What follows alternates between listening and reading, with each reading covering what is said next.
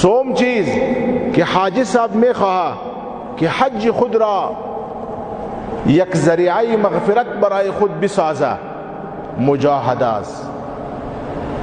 حج دا مشقاتو دا مجاهداتو څخه ډک عمل دی. په حج کې مشقات وي، په حج کې طواف وي، په حج کې سعی وي، په حج کې وعرفات ته تلل وي، په حج کې د مینا زندگی وي. دا ټول مجاهدات او مشقات د دې د برداشتولو دپاره به انسان ذهناً تیاریږي. که چیرې انسان د دې دپاره تیار وي، بیا د انسان د حج څخه استفاده کولی شي. او که چیرې انسان د حج د کولو اراده لري او د مشقاتو د مجاهداتو دپاره نه تیار، بیا د دې انسان حج ډېره زیاته لاسته راوړنه نه لري د انسان لپاره. هلته به تکالیف برداشت ہے.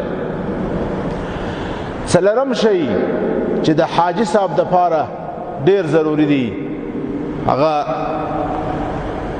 صبر او زغم دی، یا د حقوق العباد مراعات دی.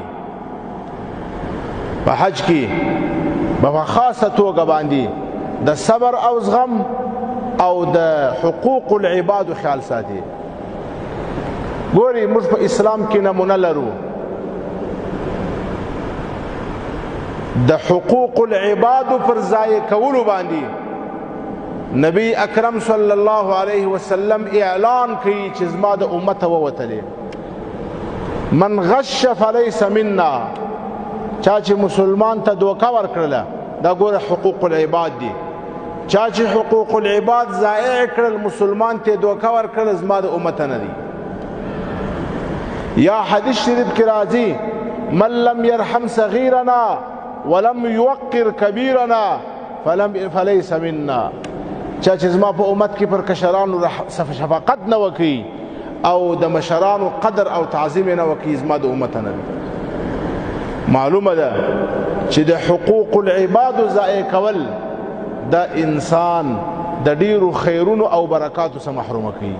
او طبعا په حرم شریف کې په حرمینو کې ازدحام دي انسانانو. نو ځکه الله جل شانه د حج په میدان کې و مسلمانانو ته خاص توصیه کوي، فمن فرض فيهن الحج فلا رفث ولا فسوق ولا جدال في الحج. بچا باندې چې حج فرض سو، د حج د پاره اراده وکړله، هغه به ژبه کنټرولوي، بد زبانی به نه کوي، او هغه به خپل بدن کنټرولوي، په بدن باندې به ګناه نه کوي. او ولا جدال فی الحج، او هغه به د ملګرو خیال ساتي، د ملګرو په مقابل کې به د صبر او زغم څخه کار اخلي.